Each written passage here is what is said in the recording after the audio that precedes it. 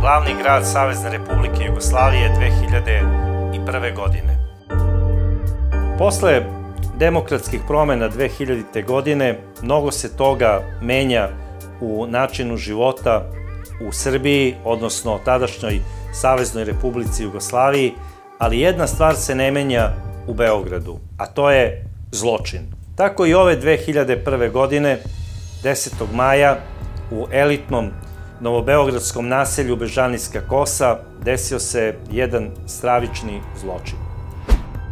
Ubijena Klara Mandić. Nepoznati razbojnici posle 19 časova upali su u stan Mandićeve i nakon kraće tuče ubili su je hicem iz pištolja. Pretpostavlja se da je pljačka motiv ovog svirepog zločina. A ko je bila Klara Mandić? Klara Mandić je rođena 26.8.1944. godine u Bariju, Italija. Rođena je u jednom gerilskom kampu za obuku partizana koji su tamo dovedeni iz tadašnje ratom zahvaćene Jugoslavije da bi se obučavali za specijalna dejstva i bili vraćeni u tada još uvek ratom zahvaćenu Jugoslaviju radi uspostavljanja novog režima i rušenja fašističke Nemačke. Njena majka Sara, kao Jevrejka, sa svojim suprugom prolazi maltene sve logore u bivšoj SFRJ koji su bili pod nadzorom nacista i uspela je sa svojim suprugom da pobegne u partizane i da se spasi nacističke gasne komore. U tim gerilskim partizanskim odredima, kao Jevrejka, odmah je bila zapažena od tadašnjih političkih rukovodilaca partizanskih odreda i bila je upućena na ostrvo Vis da tamo čeka red da bi bila poslata ili za Egipat ili za Italiju na dalju obuku. A i iz razloga zato što je govorila nekoliko stranih jezika.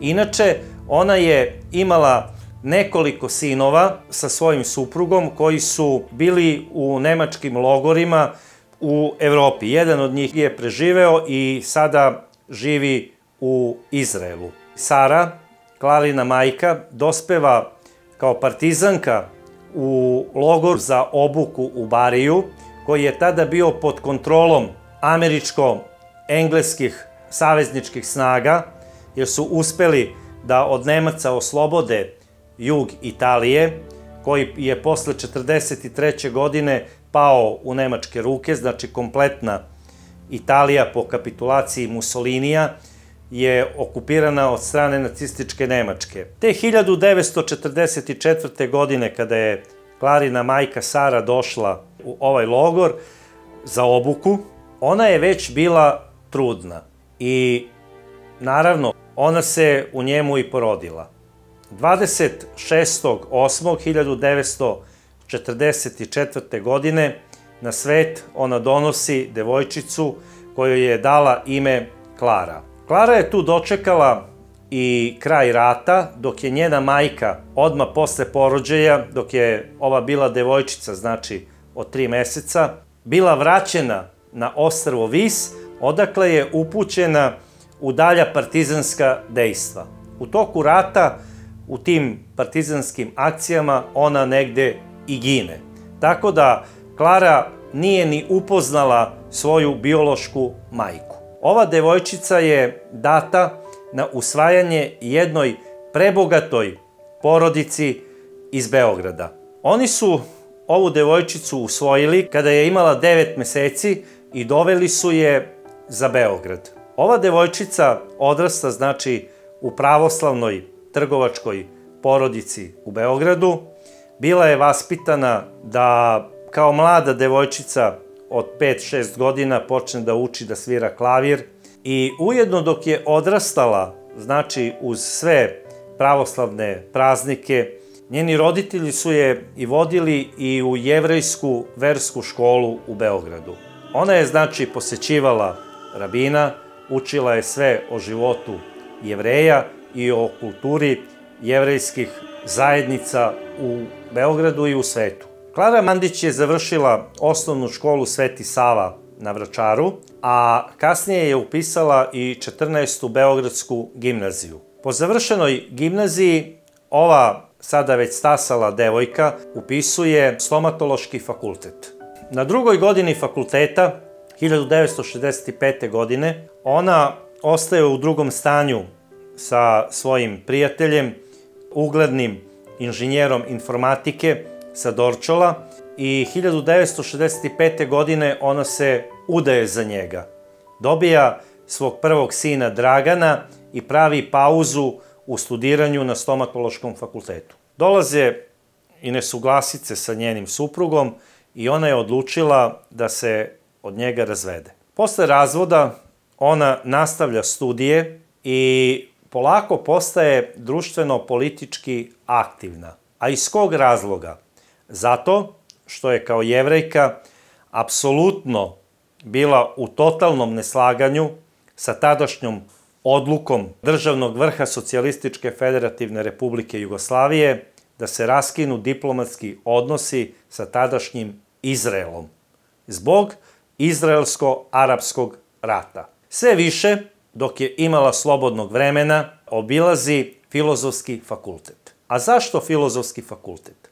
Zato što je on u tom periodu, u tadašnjoj Jugoslaviji, bio jedini izvor demokratije. Tada na tom fakultetu upoznaje čuvenog akademika Ljubu Tadića, sa kojim postaje jako bliska, kao i uglednog profesora filozofije doktora Dragoljuba Mićunovića.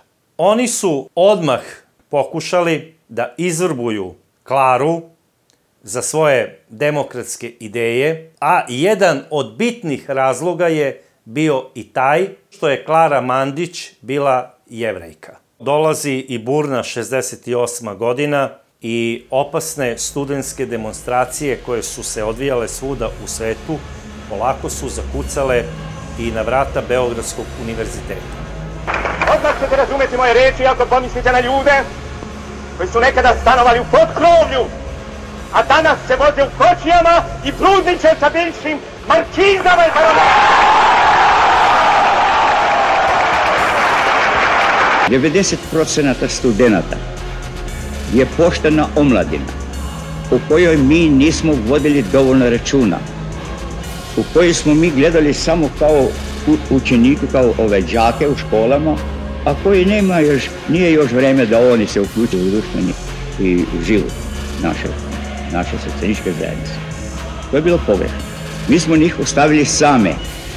Tu svoju grešku mi sagledavamo i mi smo ju utvrdili i na današnjoj sjednici. Klara Mandić je tada bila jedna prelepa žena. Bila je visoka, plava, sa predivnim plavim očima. Te plave okice, koga god su pogledale, on je faktički postajao opsednut tim očima. U nju su se tada zaljubili i akademik, profesor Ljuba Tadić, a isto tako i ugledni profesor Dragoljub Mićunović.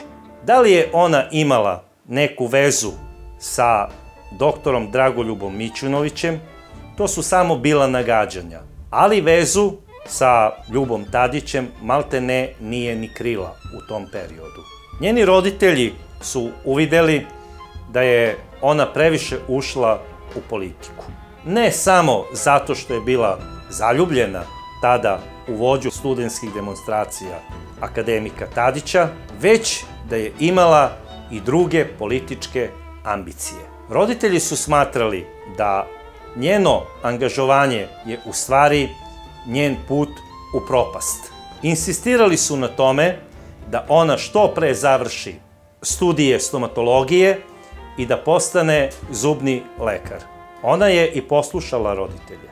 Dok je sin odrastao u porodičnom domu, majka je učila, završila je fakultet 1971. godine i njen otac, uz pomoć dobrih veza u Novom Sadu, nalazi posao Klari da radi u jednoj uglednoj novosadskoj stomatološkoj ordinaciji.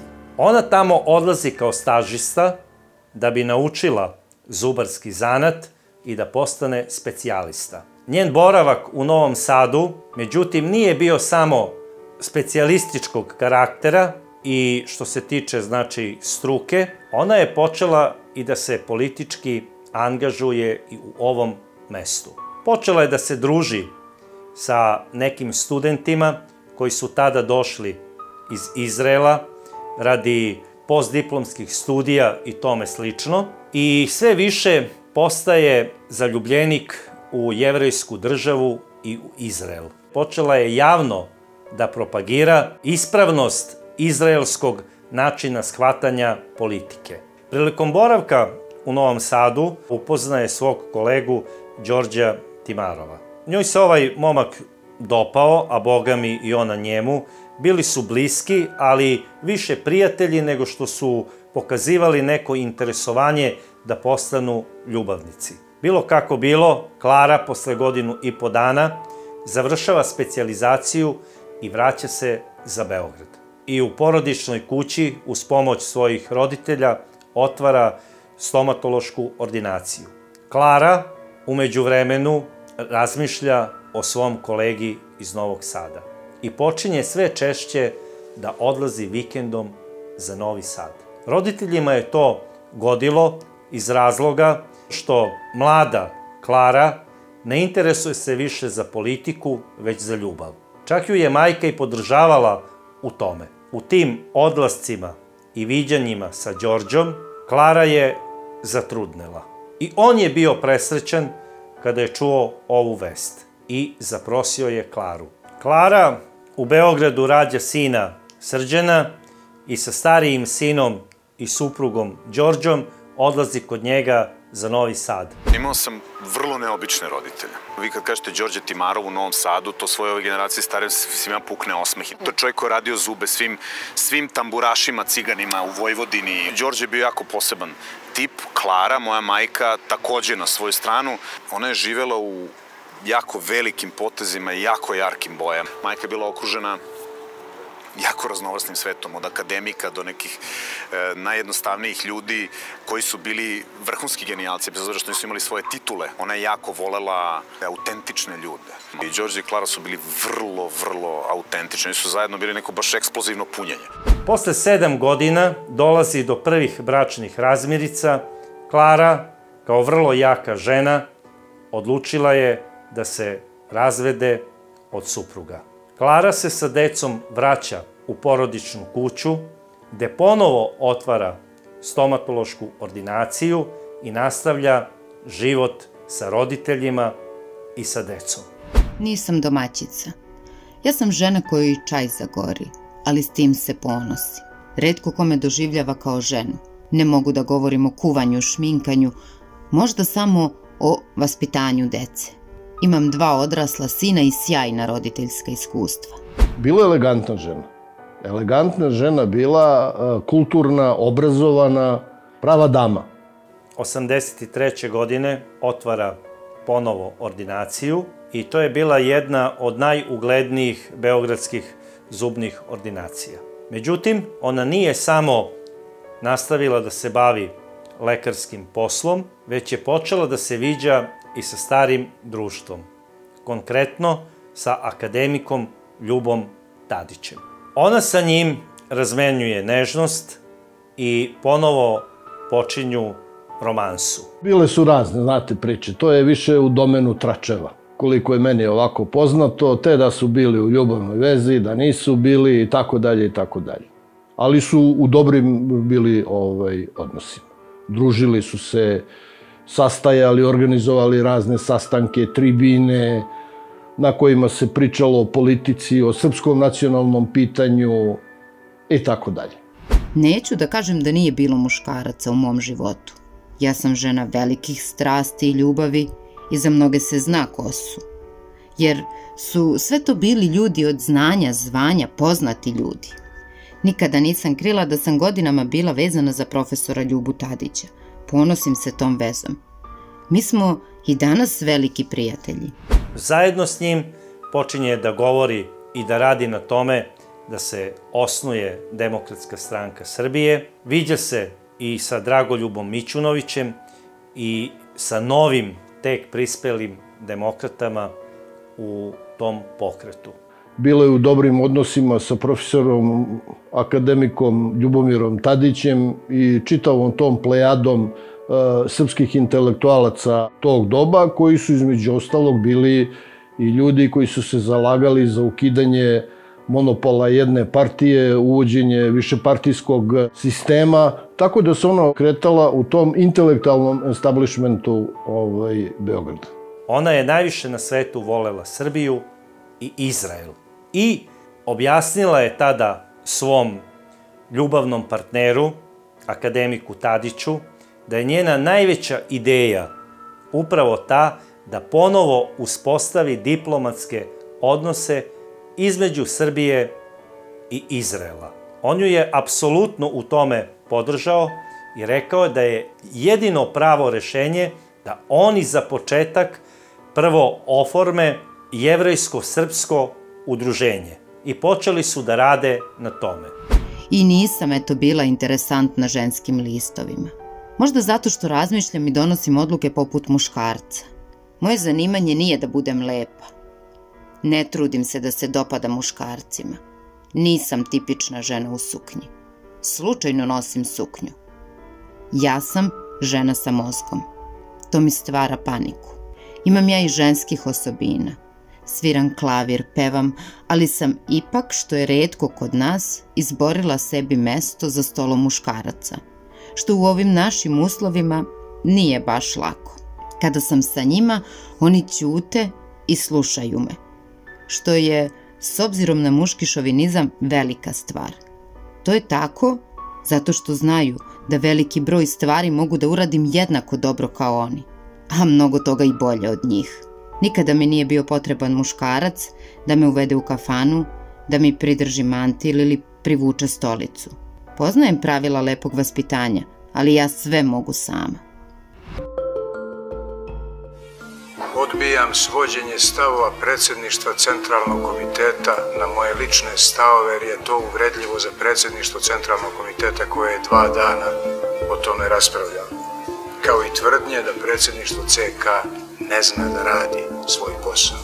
1987. godine dešava se i 8. sednica Centralnog komiteta. Klara Mandić je tada zapazila pojavu Slobodana Miloševića i faktički se politički zaljubila u ovog čoveka. Smatrala je da je to čovek koji je poslat od Boga da oslobodi Srbiju i da uz pomoć njegove politike uspostavi ponovo diplomatski odnos između Jugoslavije i Izraela. Smatrala je da je sada konačno došao trenutak da se u Beogradu oformi jevrejsko-srpsko udruženje. I ona je bila predsjednik tog srpsko-jevrejskog prijateljstva. Preko, kažem, jevrejskog lobija pokušava da pomogne našoj državi i našem narodu. Ja sam je tako posmatrao i doživljavao. Ona saziva skupštinu u svojoj kući gdje dolaze ugledni članovi jevrejske zajednice u Jugoslaviji i istaknuti srpski intelektualci. Na njen predlog da se oformi jevrejsko-srpsko udruženje, Jevreji su dali samo jednu primedbu. Da se oni slažu da se udruženje oformi, ali da se zove Srpsko-jevrejsko udruženje i time da odaju počast domaćinu. To su svi prihvatili i udruženje je osnovano. Od nje su tražili pomoć ljudi kad je trebalo, da se taj jevrejski lobi animira u smislu podrške borbi srpskog naroda. Tako da je ona, bolje reći, bila spona ili veza, da kažem, tih beogradskih intelektualnih krugova i ljudi iz zvanične politike sa nekim ljudima iz Izraela i, kažem, sa jevrejskim lobijem koji je bio u Beogradu. Ona, kao predsjednik ovog udruženja, sa gospodinom Tadićem, pokušava da stupi u kontakt sa predsjednikom Slobodanom Miloševićem. I te 1989. godine oni zakazuju sastanak kod predsjednika Miloševića. I on ih je primio. Odmah sutradan, kada su došli tamo, Milošević ih je saslušao i na njihov predlog on je samo odgovorio da je on za da se odnos ponovo uspostavi, ali da će to teško ići jer Srbija kao članica federacije ne može samostalno da uspostavi odnos. Ali da će on uspostavljanje tog diplomatskog odnosa podržati i učiniti sve da se isti i ostvari. A Klari je obećao da će je podržati u svim njenim političkim angažovanjima oko formiranja i napretka ovog društva i da uvek može da računa na njega u svako doba dana i noći. Klara Mandić je postala opsednuta Slobodanom Miloševićem. U tom periodu njen rođeni brat, koji je prešao da živi u Izrael po osnivanju ove države, u međuvremenu je postao istaknuti rukovodilac u izraelskoj obaveštajnoj službi Mossad. Tako da je Klara, uz pomoć rođenog brata, postala i član izraelske obaveštajne službe. Nisu ni destruktivni bili u toj vezi sa Mossadom. Oni su to iz patriotskih razloga pomagali svojoj službi. Ne verujem da bi Klara Mandić, da je prišao Mossad i tražio od nje da uradi neku subverzivnu aktivnost u Srbiji ili da pomogne nekoj subverzivnoj aktivnosti, da bi ona pristala na to. Ali da da neke određene podatke koji bi što kažu, i u korist naše države i države Izraela, zašto da ne. Ali opet to je jedna moja samo pretpostavka. 1990. godine Klara odlazi ponovo kod predsednika Miloševića i kaže mu da je ona preko svog udruženja Srpsko-jevrejskog prijateljstva pozvala visoku delegaciju iz Izraela da obiđu Beograd i Srbiju. I da bi njoj mnogo značilo da na neki način i Milošević pruži podršku. U smislu da se pojavi neko od njegovih funkcionera. Sloba je obećao i rekao je da će poslati tadašnjeg potpredsednika vlade Srbije, Dušana Mihajlovića, kasnije demokratskog ministra policije, da on bude gost izraelskoj delegaciji, dok je trajao ručak gde su bili prisutni i svi srpski intelektualci, ugledni akademici, između ostalih i pisac Dobrica Ćosić. Iznenada i bez najave pojavio se i predsednik Slobodan Milošević sa svojim tada maloletnim sinom Markom. Svi su bili iznenađeni. Klara je bila oduševljena. On je došao, pozdravio se sa Klarom Mandić, džentlmenski poljubio ruku, tražio je od iste da ga upozna sa delegacijom iz Izraela, poželio im je dobrodošlicu u Srbiju i rekao je da im stoji na raspolaganju. Takođe, tu se pozdravio i sa tadašnjim vođama srpske opozicije, konkretno sa Dobricom Ćosićem. Izraelci su bili oduševljeni zato što je predsednik Republike došao da ih pozdravi. Ubrzo posle toga stiže i poziv iz Tel Aviva, i to na adresu Srpskog jevrejskog prijateljstva, da su oni spremni da ugoste srpsku delegaciju u neograničenom broju i da će se napraviti neki poslovni aranžman. To je bio vrhunac uspeha Klare Mandić.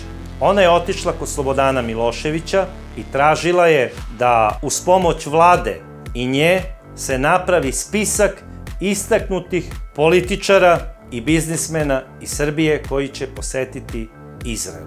Ni manje ni više na tom spisku bilo je 440 privrednika, političara i intelektualaca iz Srbije koji su se uputili za Tel Aviv.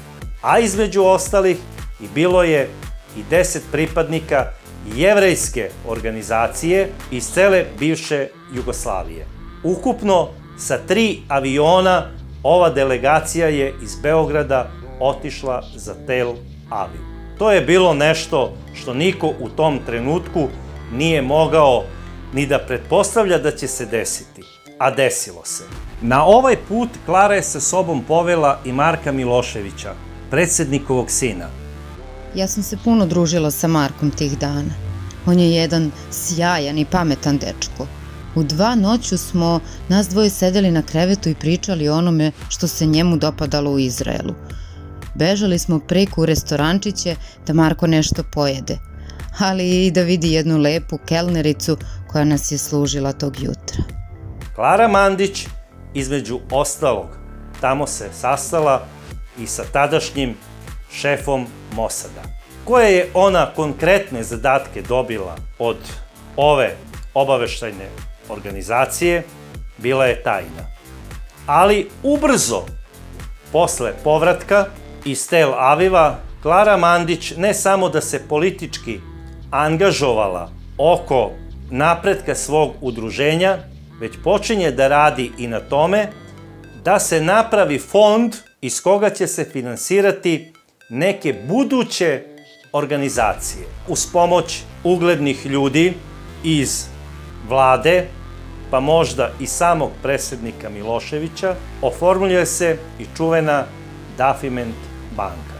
Dafina Milanović, kao predsjednica i vlasnica ove banke, uzima Klaru Mandić za svog savjetnika.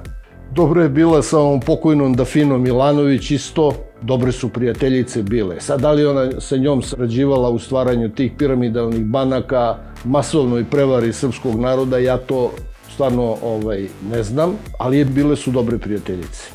Klara Mandić i Dafina su se družile i ona je od Dafine napravila malte ne pravu damu. Ona je nju vodila na razne političke prijeme, igrala je sa njom bridž, posećivala je američkog ambasadora i tada već novodošlog ambasadora Izraela.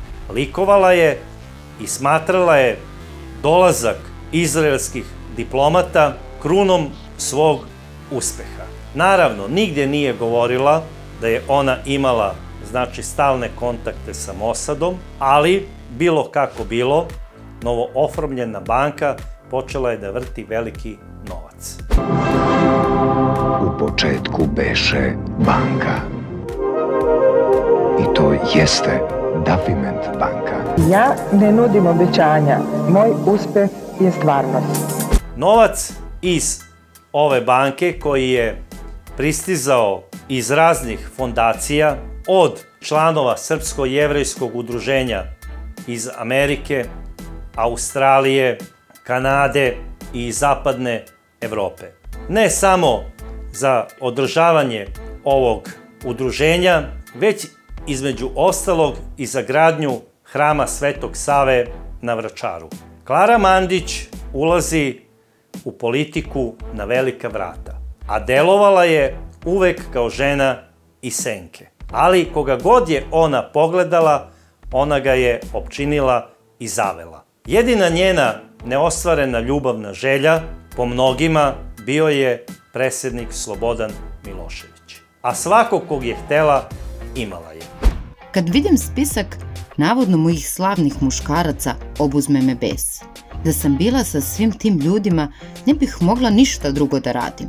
To je povreda privatnosti, šta se koga tiče s kim sam ja. Ljudska gadost je neverovatno maštovita. Neću nikad dozvoliti da me te prljavštine pomere. Ali pobesnim kada moje ime vezuju za gospodina Johna Kennedyja ili gospodina Schifera. Ne mogu da dozvolim da se njihova imena bacaju u blato. A recimo, John Kennedy je savršeno vodio srpski lobi u Engleskoj. Kada on dođe, naravno s njim ručam i večeram, ali to ne znači da mi je ljubavnik. Njih dvojicu doživljavam kao svoju decu. Ona je dovođena u vezu i sa nekim crkvenim velikodostojnicima, kao što je Irina Ibulović. Međutim, ona je izričito to uvek demantovala i tvrdila je da je ona sa istim samo prijateljem. Moji pojmovi o moralu se prilično razlikuju od onoga što se na Balkanu smatra moralnim. Ovde pojam morala određuju suknja i pantalone i njihova međusobna kombinacija. Moj pojam moralnosti podrazumeva nešto drugo. Odnos prema drugima, iskrenost, korektnost, pomoć u nesreći, pokušaj da u sebi pronađete onu unutrašnju ravnotežu koja vas nikada neće odvesti da učinite ono što nikako ne biste želeli da drugi učine vama. To je moral, a ne broj muškaraca u krevetu. Njeni prijatelji postali su ugledni političari i ona ih je svesrdno finansirala i nesebično je davala novac uz pomoć svoje prijateljice Dafine Milanović. Ova banka malte ne postala je biro za finansiranje i opozicionih i pozicionih partija. A mnoge od opozicionih stranaka u Srbiji počele su da formiraju paravojne jedinice, koje su imale za cilj da dejstvuju na prostoru tadašnje Jugoslavije. Klara Mandić je uz pomoć svojih prijatelja iz Izraela i uz pomoć tada saveznog resora državne bezbednosti počela da finansira obuku ovih paravojnih jedinica. Da li je sve to tako? Ja to sada ne bih mogao sa sigurnošću da tvrdim. Ali gde ima vatre, ima i dima. Čak se u jednom trenutku pričalo da je uz pomoć Mosada dovela i veliki broj instruktora koji su obučavali ove paravojne jedinice. Jedan od tih instruktora bio je i kapetan Dragan, koga je lično Klara dovela u Srbiju. Na jednoj od konferencija za štampu, kada ga je predstavljala narodu, okačila mu je oko vrata lančić sa Davidovom zvezdom, koji je on nosio kao amajliju. Na ovaj način ona je htela da pokaže da iza njene politike i ideje o formiranju paravojnih jedinica stoji i država Izrael. To nikada nije potvrđeno, niti sa jedne, niti sa druge strane, ali nikada nije ni demantovano. Klara Mandić je žena koja je u Beogradu, da kažem, pripadala intelektualnom jednom krugu ljudi koji su, da kažem, u to vreme bili prosrpski ovako orijentisani, zalagali se za stvaranje srpske države, za očuvanje Kosova, za pomoć srpskom narodu koji je živeo na području Republike Hrvatske, takozvanoj ovoj krajini koju su nazivali. Te 1993. godine dolazi i do smene komandnih mesta u nekim paravojnim jedinicama i njen prijatelj, kapetan Dragan, se vraća za Beograd, gde ga je ona primila za neko vreme, kako se to kaže, dok se ne snađe, i isti je boravio u njenoj kući i po njegovom izboru na Donjem Spratu. Mnogi su je dovodili i u vezu sa ovim čovekom, međutim, ona je to uvek demantovala. Kapetan Dragan je zaista kao moje treće dete. Nekoliko meseci stanovao u mojoj kući i svi su uvereni i dan danas da je tu bilo mnogo više od prijateljstva. Nas dvoje se znamo više od 30 godina. Kada ga je Milan Babić proterao iz Krajine, sedeo u jednom provincijskom hotelu i nije znao šta treba da radi. Tamo ga je neko poslao. Otišla sam sa prijateljima i pokupila ga. Dovela sam ga svojoj kući i dala mu da bira gornji ili donji sprat. Tih nekoliko meseci kuća mi je bila puna i muških i ženskih knindža, maskiranih uniformi. Mnogo je devojaka prošlo kroz našu kuću. Nikada nisam znala s kojom ću ujutru da pijem kafu, jer moj kapetan je izuzetno talentovan čovek za mnoge stvari, pa i za ljubav, ali ne sa mnom. Tvrdila je da je kapetan Dragan za nju kao treći sin i da ga voli i poštuje kao svog najrođenijeg. A isti je i za nju govorio da ima poštovanje prema njoj kao prema starijoj sestri. Desio se, znači, rat u bivšoj Jugoslaviji, paravojne jedinice koje su obučavane poslate su na front. Gospođa Klara Mandić sve više ide na relaciju front-Beograd, postaje aktivna u toj priči. U Republici Srpskoj postaje i član presedništva uz pomoć Radovana Karadžića.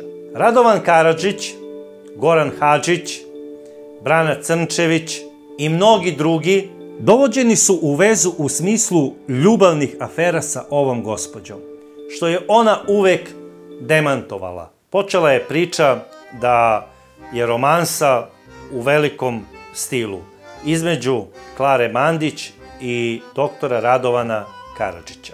Čak što više, Radovan Karadžić je počeo da piše i pesme o njoj. Toliko je bio opsednut Klarom Mandić da je pisao pesme. Na pitanje novinara šta misli o Radovanu Karadžiću, ona je rekla: to je moj voljeni Crnogorac na čelu Republike Srpske. Radovan je iz crnogorskog mentaliteta poneo sve što se može poneti dobro. Lično poštenje, čast, dostojanstvo, ponos, toplinu, pesništvo. Ja njega zovem durmitorski vođa bosanskih Srba. Njegova profesija psihoanalitičara sigurno mu je mnogo koristila u razgovoru sa ljudima, a i beskrajno strpljenje da odsluša svaku budalu mora se pripisati njegovom zanimanju. Radovan Karadžić za nju je bio jedan heroj, a on je nju doživljavao kao pravu heroinu. Smatrao je da je ona upravo ono što treba srpskoj epskoj priči. Komplimenti su uvek leteli obostrano, tako da se tu u stvari uopšte nije znalo da li su oni u ljubavnoj romansi ili je to samo priča. Klara i Radovan su otputovali zajedno na poslovno-politički put u London.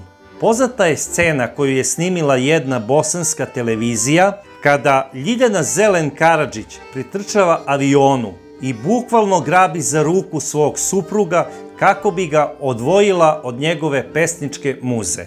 Prilikom zauzimanja aerodroma u Sarajevu od strane bosanskih Srba, Klara Mandić je odigrala veliku ulogu uz pomoć svojih prijatelja preko Srpsko-jevrejskog udruženja u Londonu da se donese odluka i odloži u stvari bombardovanje bosanskih Srba, a možda i tadašnje Savezne Republike Jugoslavije od strane NATO pakta. Uslov je bio da se podhitno bosanski Srbi povuku sa aerodroma u Sarajevu. I ona je pozvala Radovana Karadžića i rekla je: upravo sam razgovarala sa ljudima iz Londona, moraš podhitno da napustiš aerodrom. Što je ovaj i uradio. Njen ugled kod bosanskih Srba je naglo skočio. Zvali su je svemoćna žena. Srbi su jedan strašno zahvalan narod.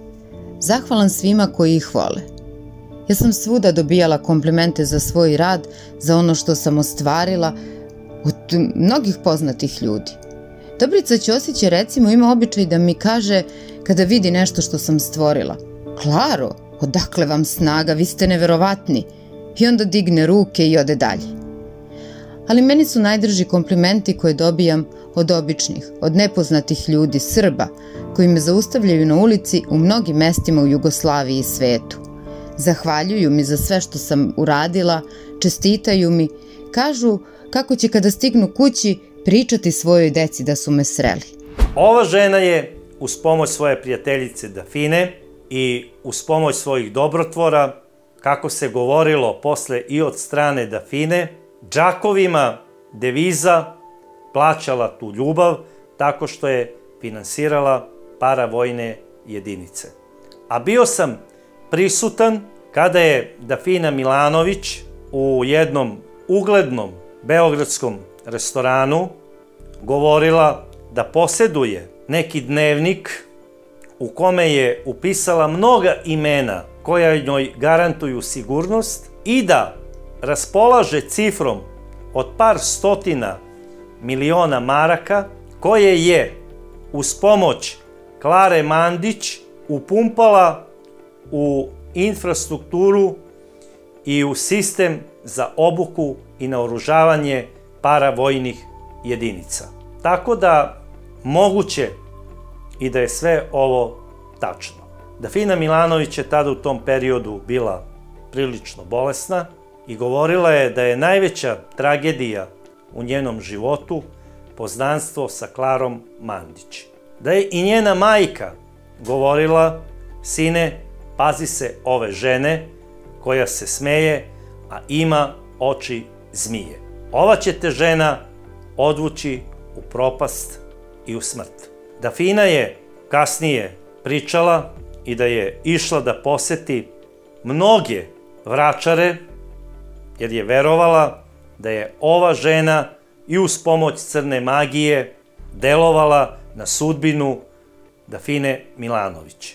I bila je ubeđena da je najveća tragedija u njenom životu upravo bila ta što ju je Klara Mandić nagovorila da kupe plac, takozvani Mitićeva rupa, na Slaviji u Beogradu, koji je važio za proklet, i da je ona prilikom postavljanja kamena temeljca, dok je stavljala par hiljada maraka u isti, sebi kupila kartu za pakao. I da ju je na sve to nagovorila upravo Klara Mandić, koja se po njenoj priči i bavila okultnim radnjama, da bi zavodila muškarce koji su njoj se dopali i da bi ostvarila svoje političke ciljeve. Prema govoru Dafine Milanović, njena ljubav nije bila Srbija, već svetska jevrejska vlada. Dafina u stvari ništa novo nije ni rekla, već uveliko se priča i dan danas u svetu da Jevreji vladaju. Tako da ona tu nešto novo, Bog zna šta, ni nije otkrila. Dafina Milanović je umrla 2008. godine, 7 godina posle Klare Mandić. Ja ne znam kako ona može tako nešto da izjavi o meni. Ona bi trebalo da mi bude zahvalna. Toliko sam toga učinila za nju. Kad je njena porodica doživela saobraćajnu nesreću, prvo je pozvala mene. Mene! Klara Mandić pokušava da napravi i neke gradnje po Beogradu. Uložila je novac i u još neke projekte preko Dafiment banke, pravljenje nekih tržnih centara i tome slično, koji su trebali kasnije da donose novac radi daljeg finansiranja raznoraznih njenih ideja. Međutim, Dafiment banka je te 1993. godine propala, bankrotirala. Na političkoj sceni Srbije dolazi do nekih teških vremena za politiku Klare Mandić. Nije samo pukla Dafiment banka, pucaju i neke veze koje je ona imala sa Izraelom. Počinju da njoj iz vrha srpske vlade prebacuju to što Izrael ne podržava politiku Srbije, već da se stavlja na stranu Amerike. Klara Mandić, da bi opravdala Izrael, govori da ne vidi zašto samo njoj prebacuju, jer ona ništa nije primetila da je pravoslavna Rusija uradila za Srbiju. Donekle žena je bila 100% i u pravu. U tom periodu dolazi i 95. pada Republika Srpska Krajina, mnogi njeni prijatelji su sada u velikim problemima, ona u tom periodu samoće i nekog političkog neangažovanja upoznaje i svog trećeg supruga. Imam ja 3 braka iza sebe. Poslednji put sam se udala 1996. godine za biznismena Mihajla Joksimovića. Neki ljudi koji su prošli kroz moj život naučili su me da budem sama. To jest, bila sam pored njih sama. Zato sam se 2 puta razvodila, jer sam bila sama. Jer pri jutarnjoj kafi nismo imali više šta jedno drugom da kažemo, osim šta na pijaci treba da se kupi. Za njega je govorila da je bio krajnje beskrvna i frigidna osoba. Da li je to tako? To su njene reči. Klara Mandić se totalno povukla iz politike i maltene se pojavljivala samo reda radi na nekim prijemima koje su organizovali pripadnici jevrejske zajednice. Ostala je jedino aktivna u ovoj zajednici. Shvatila sam da sam i svoju decu dovela u jednu vrstu opasnosti. Ozbiljno sam sa njima razgovarala o tome i rekla da činim ono što smatram da je pravilno, a moji sinovi su odgovorili da radim i dalje kako mislim da treba, a za njih da ne brinem. Godine su prolazile, politika se menjala i te 2000. godine dolazi i do političkih promena u zemlji Srbiji. Zbog novonastalih finansijskih problema, Klara Mandić je odlučila da proda svoju kuću na Čuburi. I istu je prodala za 700.000 maraka. Po prodaji kuće, Klara Mandić od jednog svog poznanika koji je došao sa Kosova pazari stan u naselju Bežanijska Kosa na Novom Beogradu. Kada je pitao, znači, čovek koji joj prodaje stan, da li ona dolazi da živi sa porodicom, ona je rekla ne, dolazim sama. Niste udati? Kaže ne. Ne želim da živim sa ljudima koji ne znaju da mi skuvaju jutarnju kafu. Možda će mi malo ko poverovati, ali ja sam veoma usamljena žena. Okružena sam stalno gomilom muškaraca. Izlazim stalno na promocije, izložbe, najčešće u pozorište, ali na kraju tih noći sednem u auto i dođem kući sama. To je prokletstvo ili sudbina žena kao što sam ja. Osjećam se kao da sam osuđena da budem sama. Pitate kako konačno nisam našla čoveka sa kojim ću ostariti. Postoji i takav čovek. Ja znam da će se i to desiti. Znate li u čemu je tajna? U jutarnjoj kafi. Klara Mandić je počela da živi u ovom stanu, nije imala puno prijatelja, niko maltene nije ni dolazio, stan je sredila u onom jevrejskom stilu, znači sa jevrejskim obeležjima unutra. Sve je odisalo nekom gospodskom atmosferom i počela je da kruži priča da ona ima ogromne količine novca.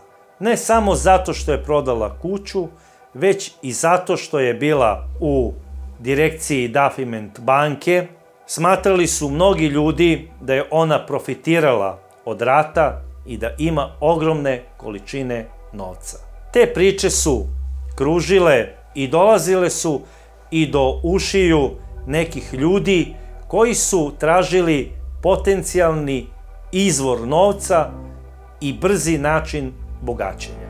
Jedan od takvih je bio i Nikola Živković. 10. maja 2001. godine na Bežanijskoj Kosi. U 19:30 komšije primećuju da izlazi veliki gust dim iz stana Klare Mandić, pokušavaju da razvale vrata, ali nisu uspeli, zato što su to bila masivna blindirana vrata. Zovu hitnu pomoć i vatrogasnu jedinicu. Isti dolaze, vatrogasci razvaljuju, znači, vrata stana, gase požar, nalaze telo Klare Mandić. Obaveštavaju policiju, policija dolazi i počinje uviđaj. Bio sam na poziciji kriminalističkog inspektora na odeljenju za suzbijanje krvnih i seksualnih delikata. Tada nisu još postojali mobilni telefoni, njeni prijatelji, rođaci koji su je zvali, nije se javljala na telefon, prijavljeno je policiji. Kolege s Novog Beograda su došle i u prisustvu njene porodice, obile su stan i našli su je mrtvu. Žena leži u lokvi krvi, mrtva, sa već krenule su morfološke promene po njoj zbog leženja u takvom položaju. Nije bilo premetačine u stanu u smislu da je nešto ukradeno, odneto. Kasnije u razgovoru sa komšijama i njenom rodbinom i onda obradom lica mesta došli smo do čoveka koji je to uradio. Komšije su prijavile da su videle Nikolu Živkovića koji je danima obilazio ovu lokaciju i da je par puta primećen kako baca petarde. Kasnije, kako je priznao na sudu, to je radio da bi ispitao reakcije komšija na eventualnu pucnjavu. Nije ni znao da ga je upravo to i odalo. Uhapšen je taj dečko. Ja sam ga video lično u kancelariji dole kada su ga kolege uhapsile. Sedeo je u stolici, ja sam ga na kratko video, ušao sam da pogledam samo, ništa više. Normalno, sasvim normalno izgleda.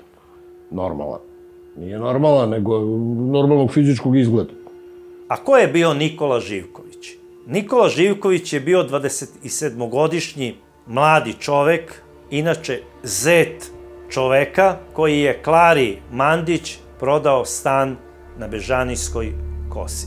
Imao je u naselju braće Jerković kiosk za prodaju cigareta i alkoholnih pića, a u svom kraju gdje je živeo na Dorčulu govorio je da je on veliki uvoznik stranih cigareta i alkoholnih pića za Srbiju. A realnost je bila sasvim druga i surova. Radi se o jednoj psihički poremećenoj osobi koja je već lečena od paranoidne šizofrenije. Ovaj mladić, kao sitni i neuspešni trgovac, zapadao je u sve veće i veće finansijske probleme.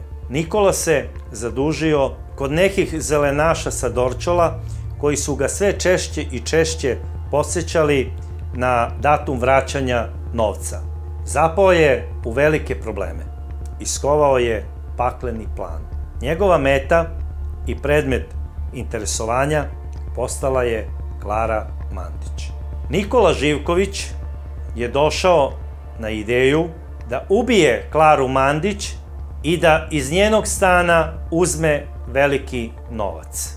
Jer je po pričama koje je čuo, ova žena puna kao Fort Knox. Bio je ubeđen da će unutra pronaći veliku količinu novca i nakita. I šta se desilo? Nikola se dovezao ispred Klarinog stana, kao i uvek svojim automobilom, uzeo je pištolj i otišao do Klarinog stana, zazvonio je na vrata. Kada je pogledala kroz špijunku, videla je poznato lice. On je dolazio kod nje često u stan. On je dolazio kod nje. I ona je njega pustila na konto toga u stan. I komšije pričaju, nije to sporno. On je dolazio tako kod nje, razgovarao je, pošto je Klara Mandić je bila lekar žena. I onda je verovatno i sa te strane malo sa njim razgovarala, pričala i znate, kod takvih ljudi kad dođe ta lucida intervala, to je nepredvidivo i napravio je to što je napravio. Čim je otvorila vrata, Nikola je uperio pištolj u nesretnu ženu i ispalio metak u njenu slepoočnicu. Klara je pala, on ju je ugurao nogama da bi mogao lepo da uđe i zatvori vrata, zaključao vrata i počeo premetačinu. Uspeo je da samo pronađe 100 maraka u njenom novčaniku, jedan pištolj CZ99 i mobilni telefon Klare Mandić i uzeo je jednu bundu sa terase koja je bila od veštačkog krzna i usto još, naravno, i polovna. U torbici Klare Mandić je bio i damski pištolj koji je ona stalno nosila sa sobom, ali ga iz samo njemu znanih razloga nije poneo. U njenoj spavaćoj sobi bio je ormar pun skupocenih bundi. Iste nije uzeo Nikola. Takođe, sa Klarinog tela nije skinuo ni lični nakit. To su sve ljudi sa određenim raznim oblicima šizofrenije, raznih manijakalnih depresija, znači teških duševnih oboljenja. Prilikom izlaska iz stana, isti je uredno zaključao, otišao do svog automobila, uzeo kanister sa benzinom, vratio se, polio stan da bi prikrio tragove zločina i isti zapalio. Gomilu nekih papira iz njenog radnog stola bacio je u plamen. Da bi sve to izgledalo kao da je to neka akcija koja je imala za cilj da otuđi dokumenta iz njene arhive, jer su navodno krila neku veliku tajnu. Međutim, šta je nelogično? Kako je ovaj sitni trgovac duvana i žestokog pića mogao da zna da ona u svom stanu ima takva poverljiva dokumenta? I kako je moguće da čovek kome gori ispod nokata za novac prilikom pretresa stana ne otuđi sa njenog tela nakit koji je od strane veštaka u tom trenutku procenjen na 70.000 nemačkih maraka, a njegov problem je rešavalo 15.000 maraka. Nije uzeo ni jednu minđušu, ali je zato trošio vreme na spaljivanje njenog stola. Kakav je to lopov koji će da se brine o tome da namesti da to izgleda kao nešto tamo iz filma James Bond, nego da uradi ono zapravo zašto je došao. Da uzme sve ono što je najvrednije u tom trenutku u stanu. Poremećen je, on je duševno stvarno poremećena osoba. Ima karton, dugogodišnji pacijent je raznih ustanova za mentalno zdravlje u Beogradu i tako dalje. Odakle ovom čoveku i sama pomisao da ona drži tako veliki novac u stanu? Jer ona je bila žena od iskustva i pre svega znala je da je novcu mesto u bankama. Tako je radila i za vreme Dafiment banke. Zato mi treba da se zapitamo da li je motiv za ubistvo Klare Mandić uopšte bila pljačka ili nešto drugo. Pričalo se, znate, u to vreme svašta. Da je ubijena zbog toga, da je ubio ovaj, da je ubila služba, da je to neko naručio, da su to jevrejska posla i tako dalje i tako dalje. Ovo sve deluje kao da je ovo bilo ubistvo iz nekih ideoloških razloga. A samo on zna, ako je to tako, u ime koga i za koga je ubio Klaru Mandić. Šta je on posle izjavljivo, znate, kad su ga doveli u neko stabilno stanje posle određenih terapija, to je druga stvar. Ali nije on to zbog pljačke, nikakve premetačine u stanu nije bilo, nije ništa bilo. I dan danas se sa sigurnošću tačno ne zna ko je zapravo ubica Klare Mandić. Ne mislimo samo na eventualnog egzekutora, nego možda i na eventualnog naručioca istog ubistva. Ja verujem da to ne zna čak ni sam Nikola Živković. Mislim da je on bio pod uticajem ko zna čega. Ili ko zna koga. Našli smo dovoljno tragova i on je predat istražnom sudi Okružnog suda u Beogradu koji se tada zvalo i određena mu je, kažem, u ta mera obaveznog lečenja i čuvanja ustanovi zatvorenog tipa. Jer on je krivično neodgovorno lice sa takvom dijagnozom. I najmoćnije žene svog perioda su samo živa bića. I što je najgore, veruju svojim poznanicima iz komšiluka. I to je koštalo života Klaru Mandić. Ona je poznavala svog dželata i otvorila mu je vrata kao prijatelju, da bi odmah dobila od istog metak.